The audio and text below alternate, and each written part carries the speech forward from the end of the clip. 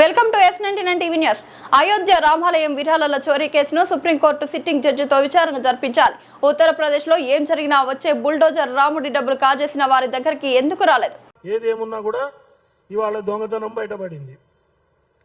రాముడి టికెట్లు ప్రింట్ చేసి టికెట్లు కూడా అమ్ముకున్నారు, డూప్లికేట్ టికెట్లు. రోజు కౌంట్ చేయాలి పైసలు. అక్కడ సీసీ కెమెరాలకు అడ్డపడి పైసలు ఎత్తుకొని పోయారు. బాత్రూంలలో దాచిపెట్టడం, తర్వాత పోయి వెళ్ళిపోవటం. వాళ్ళకి చెకింగ్ లేదు ఈ ట్రస్ట్ సభ్యులకి. అదేవిధంగా ఈ పైసలన్నీ తీసుకుపోయి వాళ్ళు బయట అయాషీలు చేయటం, పెద్ద పెద్ద విల్లాస్ కొనుక్కోవటం, స్టాక్ ఎక్స్చేంజ్ల్లో ఇన్వెస్ట్మెంట్ చేయటం, ఇట్లాంటి కార్యక్రమాలు కూడా చేశారు. నేను అడుగుతున్న, ఉత్తరప్రదేశ్లో ఏ దుర్మార్గం జరిగినా రాత్రికి బుల్డోజర్ వస్తుంది కదా, మరి ఈ రాముడి పైసలు దొబ్బేసిన వాళ్ళ దగ్గర ఇండ్ల విల్లాల దగ్గరికి బుల్డోజర్ ఎందుకు రాలేదు? ఇది ప్రశ్న. ఈ ప్రశ్నకి సమాధానం చెప్పాల్సిన అవసరం ఉంది.